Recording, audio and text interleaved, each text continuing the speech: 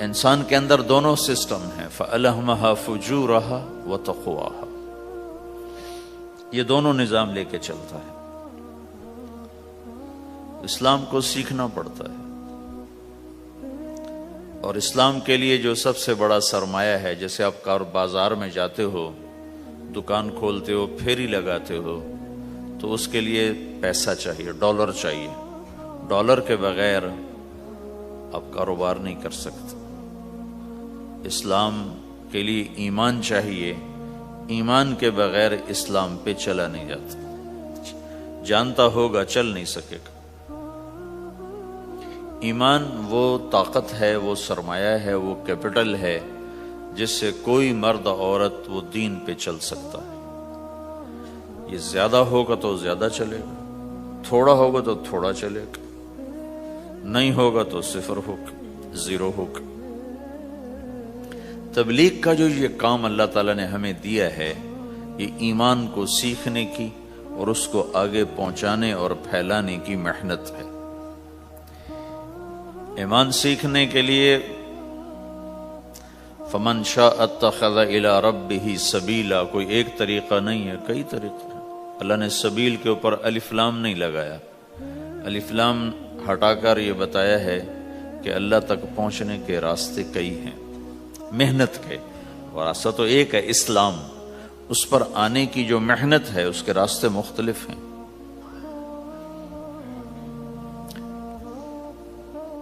ہاں، آگے پہنچانے کے لیے تبلیغ کے سوا اور کوئی راستہ کوئی نہیں۔ یہاں آ کر تبلیغ منفرد کا کام منفرد ہو جاتا ہے کہ کسی محنت میں گشت کوئی نہیں سوائے تبلیغ، صرف تبلیغ ہے جس میں گشت ہے کہ خود چل کے جاؤ۔ اگر میرے پاس وہ میرے کالج کا لڑکا نہ آتا تو مجھے تو نہیں پتا تھا تبلیغ کیا چیز، نہ دین کا پتا تھا نہ دنیا کا پتا تھا۔ تو کوئی چل کے آیا اور اس نے ہاتھ پکڑا، اور دعوت ہے ہی بے طلبوں کے لیے، مدرسہ تو طلب والوں کے لیے، وہاں تو تعلیم ہوتی، تبلیغ نہیں ہوتی۔ خانقاہ تو طلب والوں کے لیے ہے، اور دعوت بے طلب لوگوں کے لیے، جو سننا نہیں چاہتے، جو قریب نہیں آنا چاہتے۔ اور ایسا طبقہ کروڑوں اربوں کی تعداد میں موجود، انہیں دین پر لانے کے لیے یا دین کی بات ان کے کان میں ڈالنے کے لیے سوائے گشت کے اور کوئی عمل کوئی نہیں۔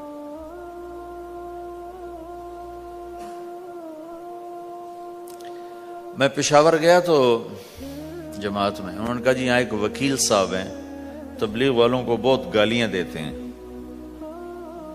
شکل دیکھتے ہی گالیاں دینا شروع کرتے ہیں آپ کے علاقے کے، آپ کے علاقے کے۔ میں کہا اچھا ملاؤ۔ پشاور میں رہتا تھا، وکالت کرتا تھا، میرے علاقے کا میاں چنو ایک چھوٹا سا ٹاؤن ہے وہاں کا تھا، میں اس کے قریب تلمبا ایک چھوٹا سا ٹاؤن ہے میں وہاں۔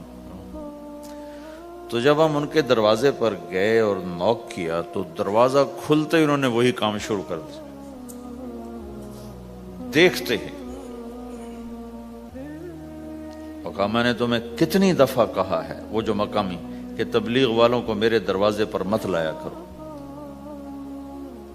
تو اب بتاؤ، میں اگر یہ تبلیغ کے رگڑے نہ لگے ہوتے تو میں تو 2 تھپڑ اس کے منہ پہ مارتا، یا مفتی صاحب کی طرف فتویٰ سناتا، تو اسلام سے خارج ہو گیا ہے، توبہ کر۔ میں نے اس سے کہا بھائی میں تو تبلیغی بن کے آپ کے پاس نہیں آیا، میں تو اس لیے آیا ہوں کہ مجھے پتہ چلا کہ آپ میاں چنو کے ہیں اور میں تو لمبے کا ہوں، تو میں تو اس لیے آپ کو ملنے آیا ہوں۔ تو ایسے ہوگا، اچھا آپ تو لمبے کے ہو؟ میں نے کہا تو لمبے کا ہوں۔ کہو اچھا اچھا اچھا، بڑی مہربانی، فرمائیے۔ میں نے کہا فرمائیے ایسے تو نہیں ہوگا، گھر بٹھاؤ پھر فرمائیے ہوگا۔ تو اس نے دروازہ کھولا، ہمیں بٹھایا، میں نے کوئی تبلیغ کی بات نہیں کی، چائے وائے پلائی۔ تو میرے والد صاحب اپنے علاقے کے مشہور آدمی تھے، تو جب میں نے اپنا تعارف کرایا تو وہ اور خوش ہو گیا، کہا تو آپ کے باپ کا الیکشن تو میں نے لڑا ہے، ان کے لیے ووٹ مانگنا۔ تو ایسا خوش ہو گیا اور کھل گیا اور چائے پلائی، بات چیت ہوتی رہی۔ تو اٹھتے ہوئے میں نے کہا فلاں مسجد میں ہماری جماعت آئی ہوئی ہے۔ میں نے کہا چلو آپ کو بتا دوں۔ مغرب کے بیان میں وہ آیا ہوا تھا۔ پھر جتنے دن میں وہاں رہا وہ آتا رہا، میں واپس چلا گیا۔ اس میں کئی سال گزر گئے۔ لاہور کیولری گراؤنڈ ایک مشہور جگہ، وہاں میرا بیان تھا۔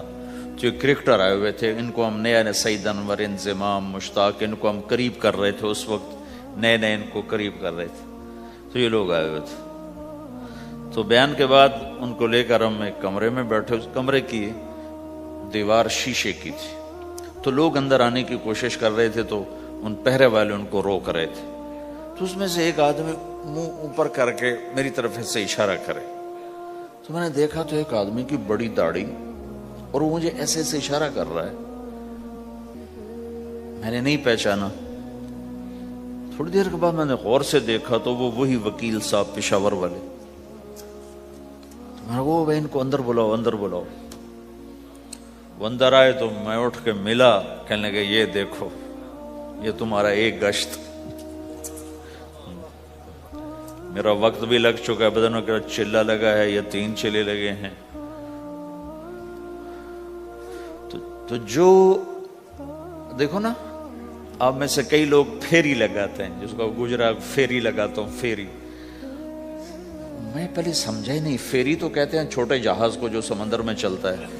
میں سمجھا یہ پھیری لگاتے ہیں، پھیری، اور وہ تو گجراتی میں پھیری کہتے ہیں پھیری کو۔ تو پہلے تو میں چکر کھاتا رہا کہ یہ کیا ہے پھیری، پھیری تو چھوٹے جہاز کو کہتے ہیں، چھوٹا بحری جہاز۔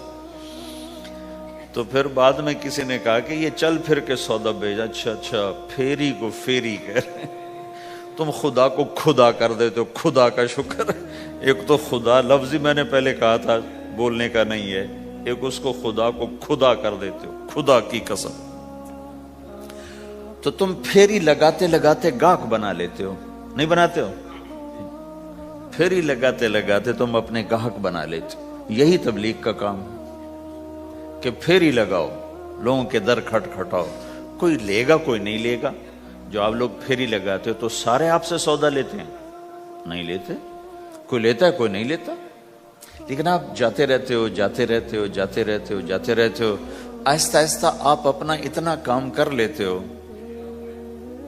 کہ آپ کی روٹی چل جاتی۔ تو سارے نبیوں نے پھیرا لگایا، کوئی نبی گھر نہیں بیٹھا کہ میرے پاس کوئی آئے گا تو اسے سکھاؤں گا۔ ہر نبی نے پھیرا لگایا۔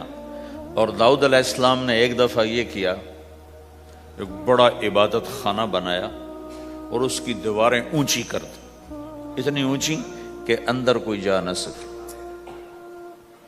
اور یہ طے کیا کہ ہفتے میں ایک دن میں کسی سے نہیں ملوں گا، صرف اللہ اللہ کروں گا، ہفتے میں ایک دن۔ تو وہ پہلا دن تھا، اندر سے تالا لگا دیا اور خود اندر بیٹھ گئے، اور پہلا دن ہے کہ میں آج کسی سے نہیں ملوں گا۔ تو میرے رب کو یہ بات پسند نہیں آئی کہ نبی کا کام کٹ کے بیٹھنا نہیں ہے، لوگوں میں جانا ہے۔ تو اللہ تعالیٰ نے انسانی شکل میں 2 فرشتے اندر اتار دیے۔ اذ تصور المحراب ففزع منهم قال لا تخف خصمان بغى بعضنا على بعض فاحكم بيننا۔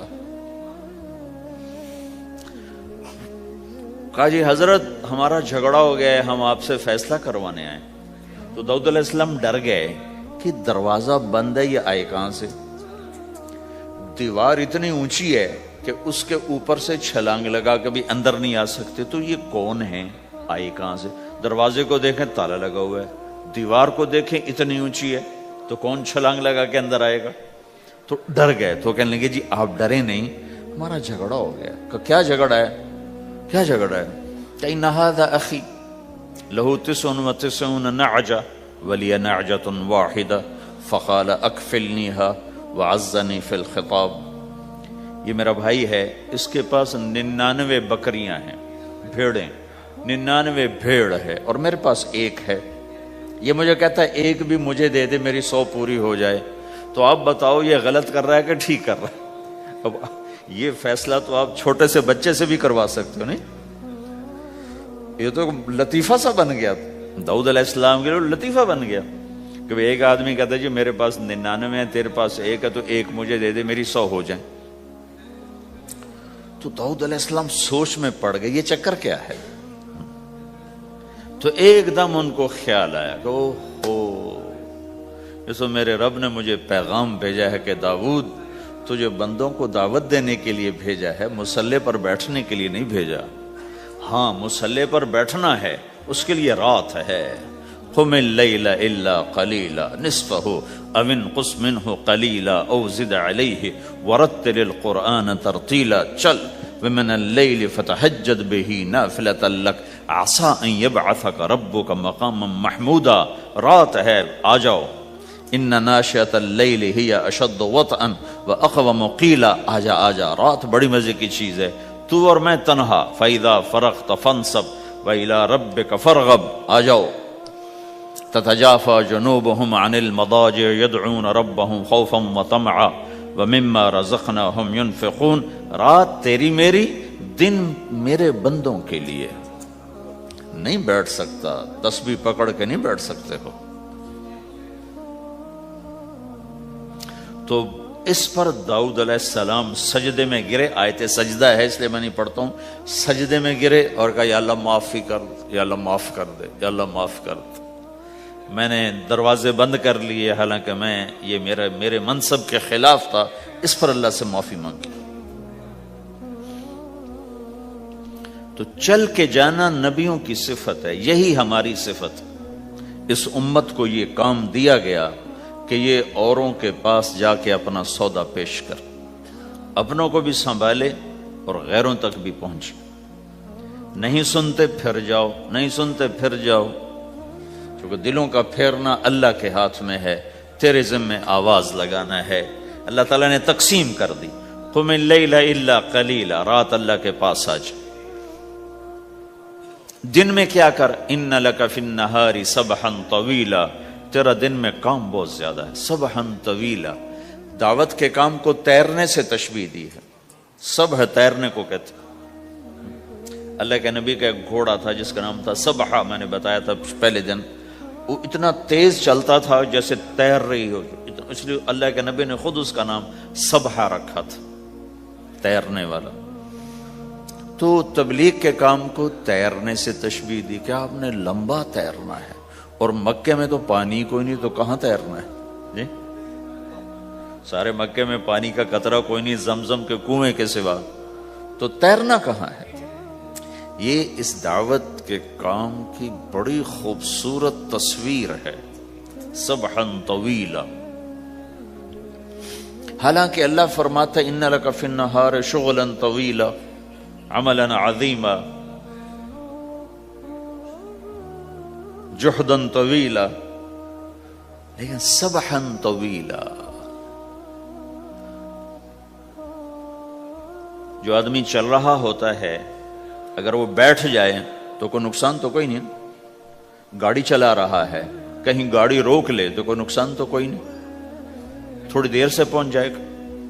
کہیں گاڑی کھڑی کر کے کافی پینے لگ گیا تو کوئی مسئلہ تو کوئی نہیں ہے، آدھا گھنٹہ دیر سے گھر پہنچ جائے گا. تیرنے والا پانی میں اتر گیا، اب یہ رک سکتا ہے؟ کیوں بھائی؟ اگر یہ کافی پینے کا ارادہ کرے تو کہاں جائے گا؟ تو مچھلی کے پیٹ میں جائے گا. پانی میں اترنے کے بعد اختیار ختم ہے، اب تیرنا ہے. کہاں تک؟ دوسرا کنارہ جب تک ہاتھ میں نہیں آتا تیرنا ہے. سبحا طویلا، جب تک آخرت کا کنارہ ہاتھ میں نہیں آتا اے میرے نبی تجھے دعوت کا کام کرتے ہی رہنا ہے، کرتے ہی رہنا ہے، کرتے ہی رہنا ہے، تیری چھٹی کوئی نہیں. سبحن میں یہ اشارہ تھا کہ چھٹی کوئی نہیں، یہ موت تک کا کام ہے. وَاعْبُدْ رَبَّكَ حَتَّى يَأْتِيَكَ الْيَقِينُ. آئے ہائے جب یہ آیت اتری یا ایھا المدثر قم فانذر وربک فکبر، اے میرے محبوب اٹھ جا، اٹھ جا، میرا پیغام سنا، تو لیٹا ہوا ہے۔ تو اس پر آپ نے کہا خدیجہ انقطع ایام النوم والراحہ، میرے آرام کے دن چلے گئے، میرے سونے کے دن چلے گئے، میرے رب نے مجھے کہا ہے اٹھ جا اور میرا پیغام سنا۔ تو اس وقت تو کوئی جاننے والا نہیں تھا، تو پہلے آپ چپ کے بات فرما رہے تھے، پھر اللہ نے کہا کھل کے کہہ، تو پھر آپ نے کہا میں خدیجہ میں کس کو کہوں، میری کون سنے گا، من ادعو من یستجیب۔ تو حضرت خدیجہ نے عرض کی یا رسول اللہ آپ دعوت دینے میں پہل کریں، میں لبیک کہنے میں پہل کرتی ہوں۔ تو بھائیو دعوت ہمارا سرمایہ ہے، دعوت سے ایمان بنتا ہے، ایمان سے عمل بنتا ہے۔ تو اگر آپ اس دعوت میں حرکت کرتے رہو گے، ان لک فی النہار سبحا طویلا، کل میں نے اس پر تھوڑی تفصیل سے بات کر دی تھی، آج میں اس سے اگلی بات کرنا چاہتا ہوں، لیکن اس کو بار بار سننا اس لیے ضروری ہے کہ آدمی بڑی جلدی بھول جاتا ہے، اور نفع سامنے نہ ہو تو اس کے لیے قدم اٹھانا، مال لگانا مشکل ہو جاتا ہے۔ آپ پھیری بھی تو لگاتے ہو، تو شام کو پیسہ ہاتھ میں آتا ہے تو تھکاوٹ چلی جاتی۔ میں نے ایک شخص سے کہا تھوڑا تبلیغ میں وقت دے دو بھائی، کہا جی مجھے گولیاں لگی تھیں تو اس کے بعد میرے بدن میں درد ہوتا ہے تو میں ٹائم نہیں دے سکتا، لیکن میں اسے دیکھتا تھا وہ صبح سے شام تک اپنے دکان پہ کھڑا ہوتا تھا، کھڑا ہو کے کام کرتا تھا۔ تو ایک دن میں نے اس سے پوچھا یہ تو دکان پہ کھڑا ہوتا ہے، اس کا درد تمہیں نہیں ہوتا؟ تبلیغ میں تو اتنی مشقت نہیں ہے۔ وہ کہنے لگا جی روز درد بہت ہوتا ہے، لیکن میں جب شام کو پیسے گنتا ہوں تو سارا درد چلا جاتا ہے، سارا درد چلا جاتا ہے۔ تو اب آپ تبلیغ میں 3 دن کے لیے گئے تو کچھ لگا کے آتے ہو، ہاتھ میں تو کچھ بھی نہیں ہوتا، اور چلے کے لیے جاؤ تو کچھ لگتا ہے، ہاتھ میں تو کچھ بھی نہیں آتا۔ 4 مہینے کے لیے جاؤ تو کچھ لگتا ہے، ہاتھ میں تو کچھ بھی نہیں آتا۔ تو وہ جذبہ پیدا نہیں ہوتا لگانے کا، تھکنے کا، تھکانے کا، جیسے دنیا میں پیدا ہوتا ہے کہ اس کی واپسی نظر آ رہی ہوتی۔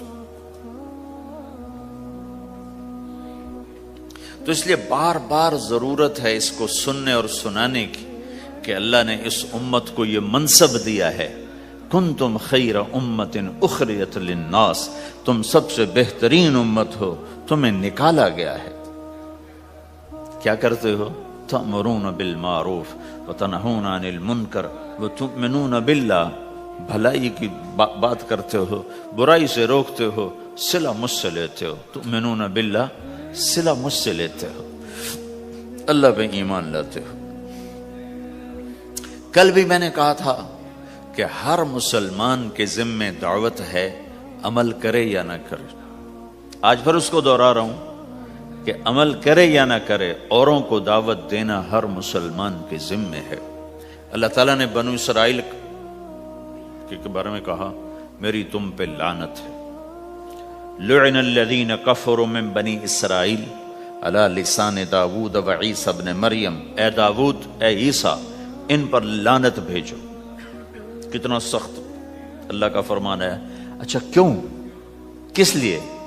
اللہ نے دو جرم بتائے، ذَلِكَ بِمَا عَصَوْا وَكَانُوا يَعْتَدُونَ، یہ بہت نافرمان ہو چکے ہیں، بہت نافرمان ہو چکے ہیں۔ ایک اس کی وجہ سے ان پر اللہ کی لعنت۔ دوسرا کیا ہے؟ کانو لا یتناہون عن منکر فعلوہ، جو گناہ خود کر رہے ہوتے ہیں اس سے اوروں کو نہیں روکتے۔ کانو لا یتناہون، نہیں روکتے تھے، عن منکر، اس گناہ سے، فعلوہ، جسے وہ خود کر رہے ہوتے تھے۔ تو اس سے پتہ چلا کہ اگر کوئی نافرمانی بھی کر رہا ہے تو کسی کو اگر دیکھتا ہے نافرمانی کرتے تو اسے سمجھانا اس کے ذمے ہے۔ یعنی اللہ تعالیٰ نے اللہ یوں کہہ رہا ہے کہ کم وقت خود تو برائی کر رہا تھا تو کسی کو روکتا تو صحیح، دونوں ہی کام نہیں کیے، نہ خود چھوڑا نہ کسی اور کو روکا۔ تو بھائیو حرکت کرتے رہنا، اس حرکت میں بڑی طاقت ہے. ساری کائنات حرکت میں، اگر رک جائے تو تباہی. زمین حرکت کر رہی ہے، سورج حرکت کر رہا ہے، چاند ستارے ہر شے حرکت میں. تمہاری زمین 66,000 کلومیٹر فی گھنٹہ کی رفتار سے روزانہ بھاگی جا رہی. کہیں پتہ چلا کہ پاناما میں دونوں سمندروں کے 66,000 کلومیٹر فی گھنٹہ کی رفتار سے دوڑا جا رہا ہے. تمہارا سورج 6 لاکھ میل 9 لاکھ کلومیٹر فی گھنٹہ کی رفتار سے دوڑتا جا رہا ہے. حرکت کے ساتھ زندگی ہے. حرکت ختم ہوگی، زندگی ختم ہو جائے گی. اب لوگوں نے حرکت کی، اپنے ملکوں کو چھوڑ کر آئے. اللہ نے آپ کو روزگار دے دیا، باعزت روزگار دے دیا.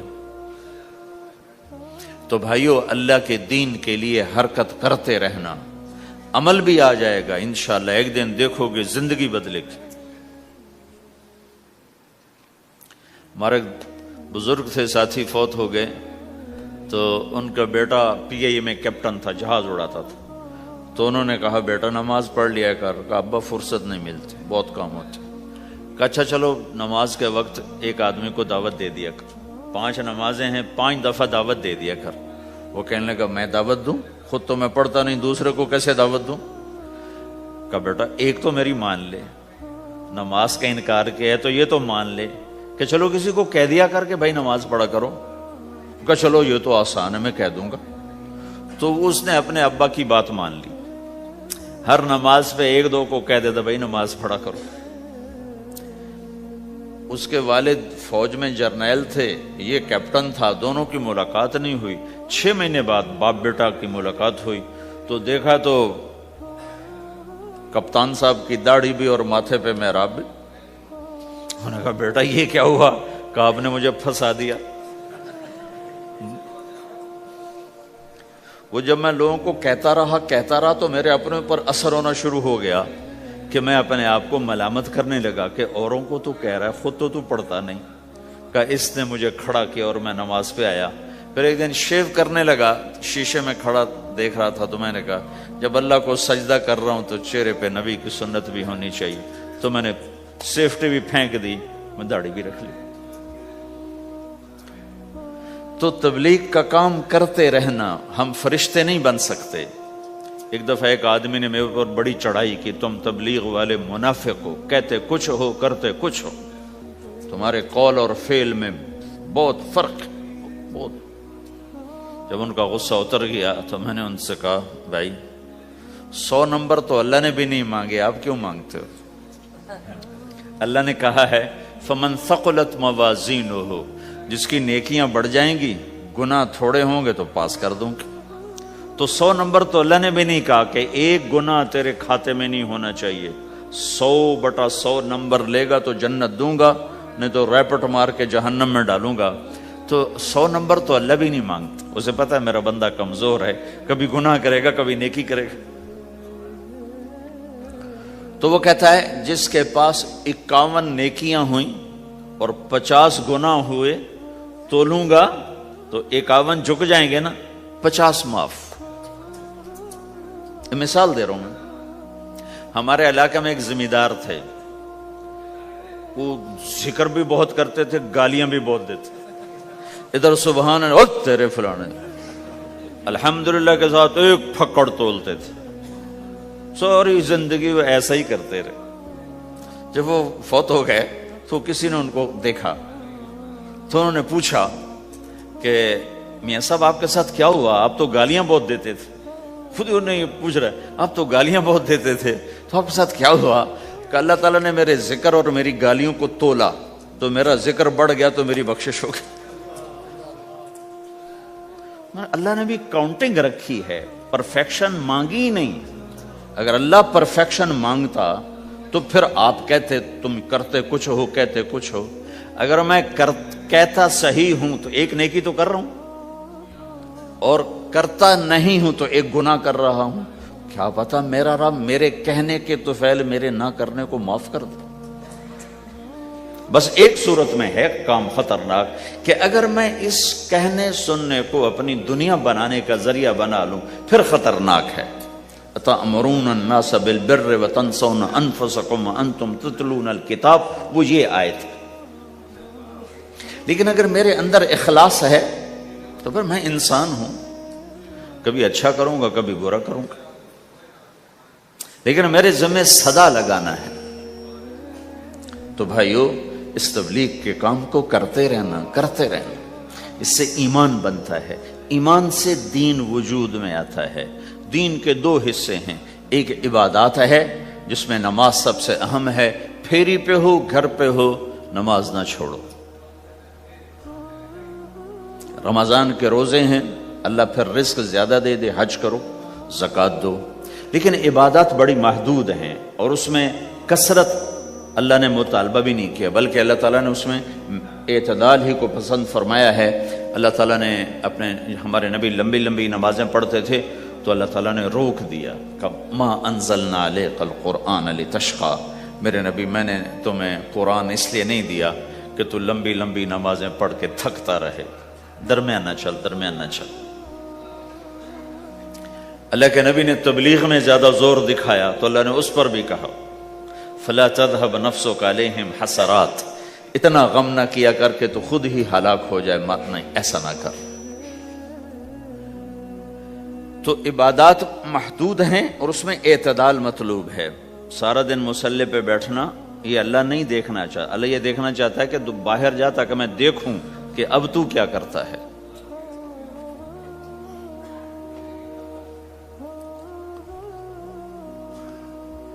دوسرا حصہ اس کا اخلاقیات ہے، آپس کی معاشرت ہے. دین جو اثر انداز ہوتا ہے وہ معاشرت سے اثر انداز ہوتا ہے، عبادت سے نہیں، عبادات سے نہیں. عبادت تو مسجد کے اندر ہے یا مصلی پر گھر کے اندر ہے، روزہ اندر کی چیز ہے، حج بیت اللہ میں ہے، زکوٰۃ مسلمان کو دی جاتی ہے. تو دنیا میں دین پھیلنے کے لیے اور اپنوں کو دین کے قریب کرنے کے لیے جو سب سے بڑا عمل ہے وہ بھائیو اچھے اخلاق ہے. یہ دوسرا حصہ میں آج بیان کرنا چاہتا ہوں. اللہ کے نبی نے فرمایا ایو عرل اسلام اوثق، مجھے بتاؤ اسلام کا سب سے مضبوط عمل کیا ہے؟ تو صحابہ نے کہا الجہاد. یا رسول اللہ جہاد. اسلام کا سب سے مضبوط عمل کیا ہے؟ صحابہ نے کہا جہاد. تو آپ نے کہا وحسن وما هو به، ہاں جہاد بہت اچھا عمل ہے لیکن سب سے بڑا عمل نہیں ہے، سب سے مضبوط عمل نہیں ہے. ان نے کہا جی الصلاۃ، نماز. تو آپ نے کہا ہاں وحسنۃ وما هي بها، نماز بھی بہت اچھی چیز ہے لیکن وہ نہیں جو میں پوچھ رہا ہوں، سب سے اعلیٰ، سب سے اوپر، سب سے مضبوط نہیں. تو انہوں نے کہا جی الحج، حج. تو آپ نے کہا حج بھی بہت اچھا عمل ہے لیکن وہ نہیں جو میں نے پوچھا ہے. پھر صحابہ نے کہا جی روزہ، آپ کا روزہ بھی بہت اچھا ہے لیکن وہ نہیں جو میں نے پوچھا ہے. تو پھر صحابہ نے کہا یا رسول اللہ پھر آپ ہی بتائیں، ہمیں تو نہیں پتا.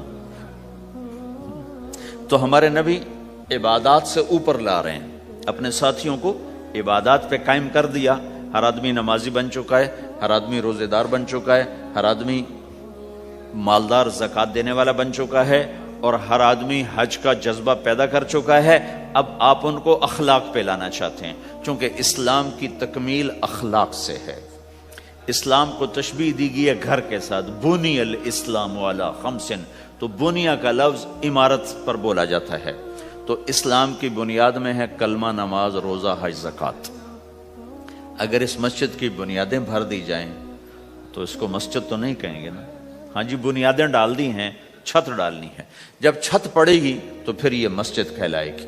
تو اسلام کی بنیاد قائم ہو چکی تھی، اب آپ چھت ڈالنا چاہتے تھے. چھت کیا ہے؟ وہ اچھے اخلاق ہیں. تو اب آپ ان کو اوپر لا رہے ہیں. تو آپ نے جب پوچھا تو انہوں نے وہی کہا جو انہوں نے ابھی سیکھا تھا، نماز، روزہ، جہاد، حج.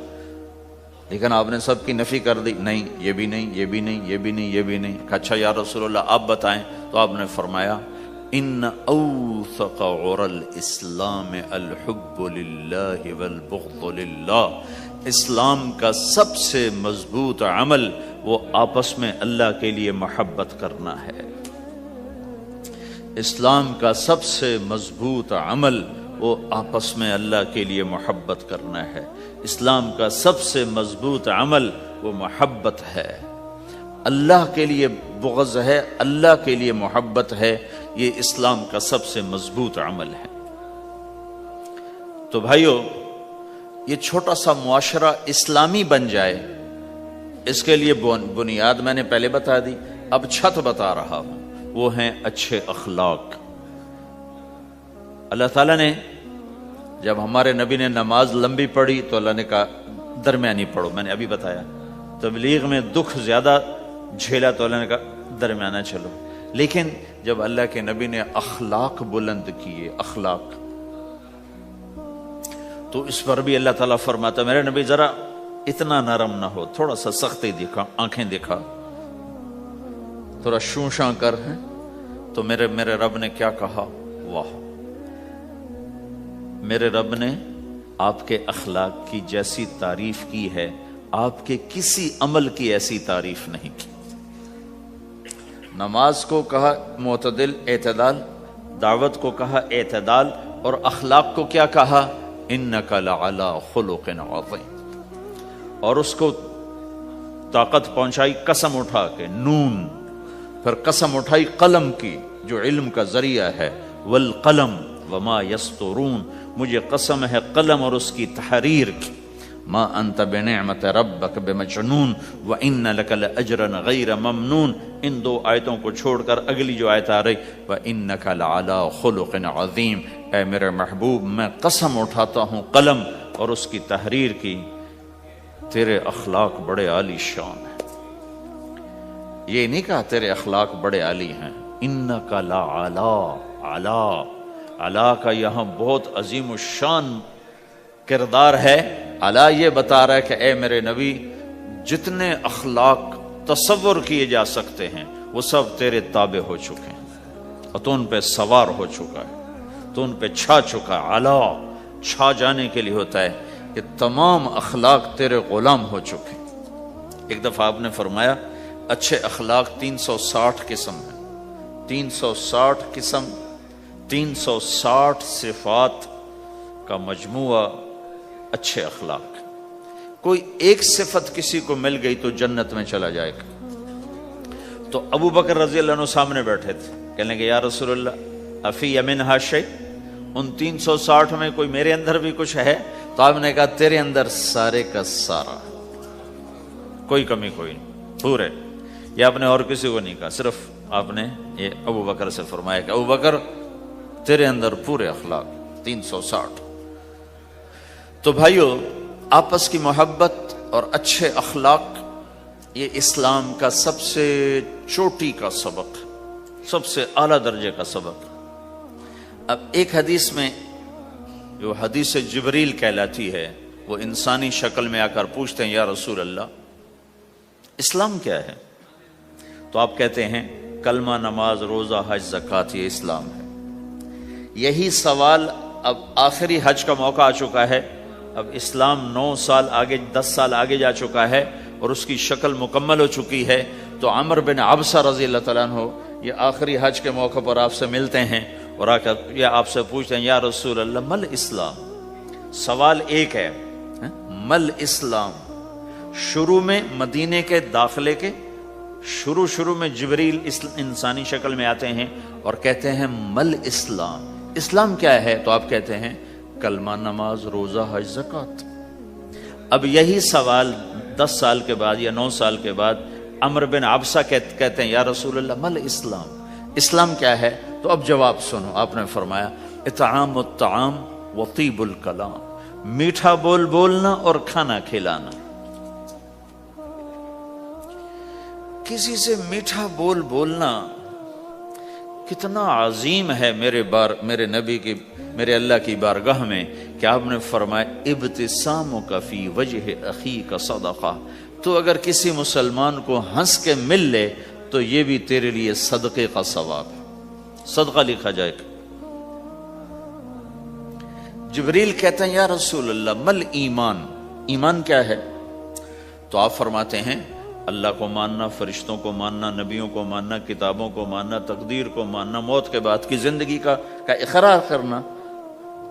ان تؤمن باللہ وملائکتہ وکتبہ ورسلہ وبالبعث بعد الموت، یہ ہے ابتدائی جواب۔ اب یہی سوال عمرو بن عبسہ کرتے ہیں 9 سال کے بعد، یا رسول اللہ مل ایمان، ایمان کیا ہے؟ تو آپ نے فرمایا الصبر والسماحہ، صبر کرنا، معاف کرنا۔ سوال ایک ہے، جواب 2 ہیں، کیوں کہ جگہ اور نوعیت بدل چکی ہے۔ ابتدائے اسلام ہے تو عبادات بتائی جا رہی ہیں، انتہائی اسلام ہے تو اخلاق بتائے جا رہے ہیں کہ اے عمر، ایمان کیا ہے؟ صبر کرنا، معاف کرنا، صبر کرنا، معاف کرنا۔ تو بھائیو، جو ہمارا معاشرہ بنے گا اسلامی، گھر میں باہر، وہ بنے گا اچھے اخلاق سے، عبادت سے نہیں، علم سے نہیں، تبلیغ سے نہیں، وہ بنے گا اچھے اخلاق سے، میٹھے بول بولنے سے، درگزر کرنے سے، معاف کرنے سے، سہ جانے سے، اور بازار میں سچائی۔ بازار میں میٹھا بول نہیں، وہ تو ہر تاجر مسکرا کے ملتا ہے، ہاں وہ تو کاروبار ہے مسکرانا۔ سچا بول، الصدق ینجی والکذب یہلک، میرے نبی نے فرمایا سچ نجات دیتا ہے اور جھوٹ ہلاک کر دیتا ہے۔ تو بازار کے اخلاق ہیں صحیح بولنا، صحیح تولنا، دھوکہ نہ دینا۔ میرے نبی سے پوچھا گیا یا رسول اللہ مسلمان بزدل ہو سکتا ہے، ڈرپوک؟ آپ نے کہا ہو سکتا ہے۔ کہ یا رسول اللہ مسلمان بخیل ہو سکتا ہے، بخیل کنجوس؟ آپ نے کہا ہو سکتا ہے۔ کہ یا رسول اللہ مسلمان جھوٹ بول سکتا ہے؟ آپ نے کہا جھوٹ نہیں بول سکتا۔ آپ نے فرمایا میں اپنے امت میں ہر عیب کی توقع رکھتا ہوں کہ میرا امتی ہر گناہ کر سکتا ہے لیکن 2 کام نہیں کر سکے گا اگر وہ میرا امتی ہے، ایک جھوٹ کبھی نہیں بولے گا، ایک دھوکہ کبھی نہیں دے گا۔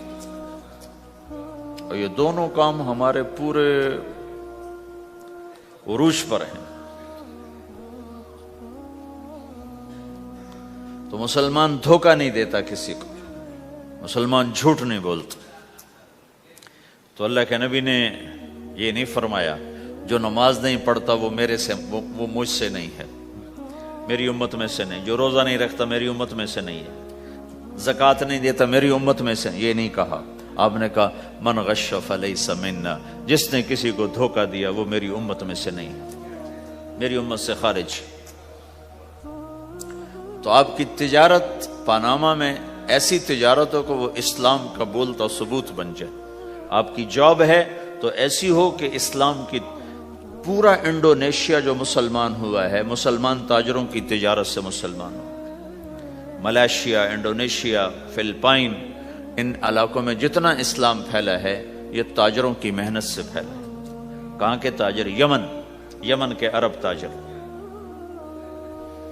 ان کے عالی اخلاق، ان کا سچا بول، ان کا صحیح ترازو، اس نے لوگوں کے قلوب کو پھیر دیا کہ یہ پیسے کے غلام نہیں ہیں۔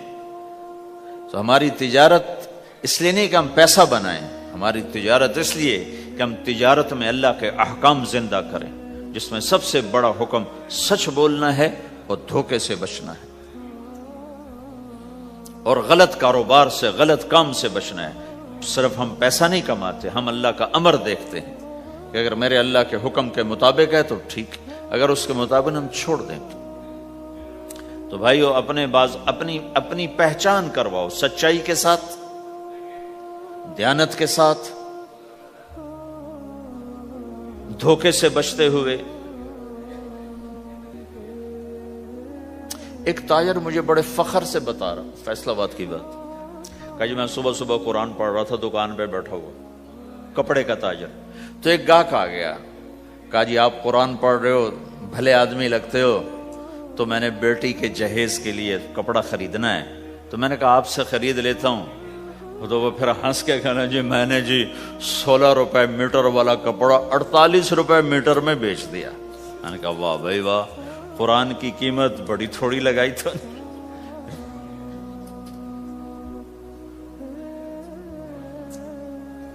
ہائے ہائے ہائے ہائے، اس کو شرم بھی نہیں آ رہی اس بات پر، احساس ہی کوئی نہیں کہ اس نے قرآن پڑھتے دیکھ کر اعتماد کیا، اور اس نے قرآن سے ہی اس کو دھوکہ دیا کہ پورے بازار میں 16 روپے گز ہے وہ کپڑا، وہ 48 روپے اس کو بیچ رہا ہے۔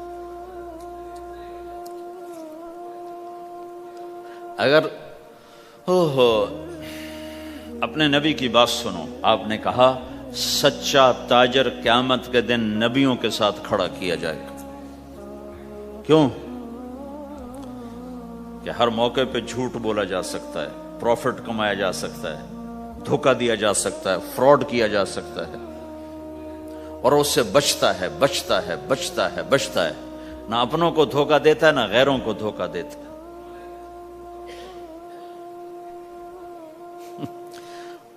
جب انگریز کا دور تھا تو وہ ایک دلی میں ایک جیب کترا تھا، جیب کاٹنے والا، تو وہ یہ سکھایا کرتا تھا لڑکوں کو، پھر ان کو بھیجتا تھا، تو اس کا ایک چیلا شام کو صرف 2 روپے لے کر آیا، 2 روپے لے کر، تو اس نے کہا بے وقوف آج سارے دن کی کمائی 2 روپے؟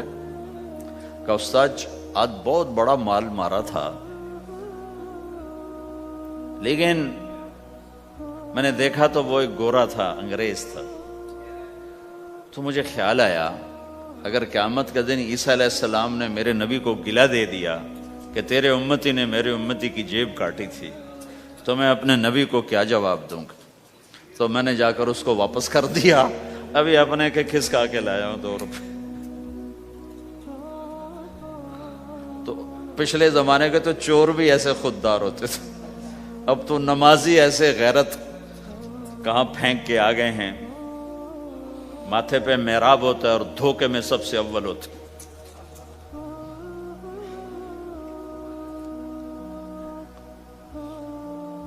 تو ہمارا اسلام صرف اس مسجد کی 4 دیواری میں نہیں ہے، ہمارا اسلام تو بارش کے قطروں کی طرح پھیلا ہوا ہے، آسمان کی بلندی ہے، آسمان کی وسعت ہے، جیسے اس سے زیادہ ہمارے دین کی وسعت ہے۔ تو آپ کسی دفتر میں ہو یا اپنے کاروبار میں ہو، تو اس میں بھی اللہ کے نبی نے آپ کو طریقہ بتایا ہے۔ تو بازار کے اخلاق ہیں مسکرانا نہیں، بازار کے اخلاق ہیں سچ بولنا، صحیح دینا، صحیح تولنا، صحیح سودے کا عیب بتانا۔ عبد الرحمن بن عوف رضی اللہ تعالیٰ عنہ کے بارے میں، وہ پہلے 10 صحابہ میں آتے ہیں، پہلے 10 صحابہ۔ آپ نے کہا ابو بکر جنتی، عمر جنتی، عثمان جنتی، علی جنتی، طلحہ جنتی، زبیر جنتی، سعد جنتی، عبد الرحمن جنتی، ابو عبیدہ جنتی، سعید بن زید جنتی، اس میں ایک عبد الرحمن۔ جب ان کا انتقال ہوا تو انہوں نے 3 ارب 10 کروڑ 20 لاکھ دینار چھوڑے ترکہ۔ ہمیں تو بڑا بیوقوف بنایا گیا، کاغذ کو کرنسی بنا کے دے دی۔ کاغذ، کرنسی تو سونا ہوتا ہے جی، کرنسی تو سونے اور چاندی کو کہتے ہیں، کاغذ کے ٹکڑے کو تو کرنسی نہیں کہتے۔ اور اب کرنسی بھی لے کر وہ کارڈ پکڑا دیے، جیب بھی خالی، اب کرنسی بھی کاغذ بھی کوئی نہیں، خالی کارڈ۔ اس کو کیا کہتے ہیں کارڈ کو؟ Credit card, credit card. وہ ساری دنیا کو بیوقوف بنائے ہوئے، یا تو کاغذ پکڑائے ہوئے ہیں یا کارڈ کاغذ بھی اب واپس لے لیا، اب کارڈ پکڑا دیا۔ اور عبد الرحمن بن عوف نے جو پیسے چھوڑے وہ کاغذ نہیں تھے۔ کاغذ کی کیا حیثیت، پاکستان میں روز چھپ رہے ہیں، کاغذ کی کیا حیثیت؟ 3 ارب 10 کروڑ 20 لاکھ دینار سونے کے، اور ایک سکہ دینار اس وقت 4.5 ماشے کا ہوتا تھا۔ اب اس کو ملٹیپلائی کرو اور پورا پاناما خرید لیں وہ اس پیسوں سے. اور وہ ٹاپ لسٹ کے ٹاپ 10 صحابہ میں سے ایک. وہ فرماتے تھے میری تجارت کا یہ اصول رہا کہ میں نے کبھی ادھار نہیں خریدا، نہ کبھی ادھار بیچا، نہ کبھی ادھار خریدا. جو خریدے بھی ادھار اور بیچے بھی ادھار، اسے نیند کہاں آئے گی؟ دینے والے دیتے نہیں، لینے والے سر پہ کھڑے ہوتے. انہیں نہ بیوی اچھی لگتی نہ بچے اچھے لگتے، وہ گھر میں بیٹھ کے بھی گھر میں نہیں ہوتے. تو آپ نے فرمایا نہ میں نے کبھی ادھار خریدا نہ کبھی ادھار بیچا، نقد خریدا نقد بیچا. دوسرا میرا اصول یہ رہا کہ میں نے کبھی سٹاک نہیں کیا. جب مجھے پروفٹ ملا میں نے فوراً بیچ دیا. انتظار نہیں کیا ایک ہفتے بعد بیچوں گا ریٹ بڑھ جائے گا. جس دن مجھے پروفٹ ملا، ایک پیسہ بھی ملا تو میں نے فوراً بیچ دیا. تیسرا اصول یہ تھا کہ میرے سودے میں کوئی کمی یا عیب ہوتا تو میں اسے چھپاتا نہیں تھا، ظاہر کرتا تھا اس میں یہ کمی ہے، بھائی لینا تو لے لو، نہیں لینا تو چھوڑ دو. تو ہماری تو تجارت بھی جنت کا راستہ ہے. مدینے کے لوگ ذمہ دارا کرتے تھے، مکہ کے لوگ تجارت کرتے تھے.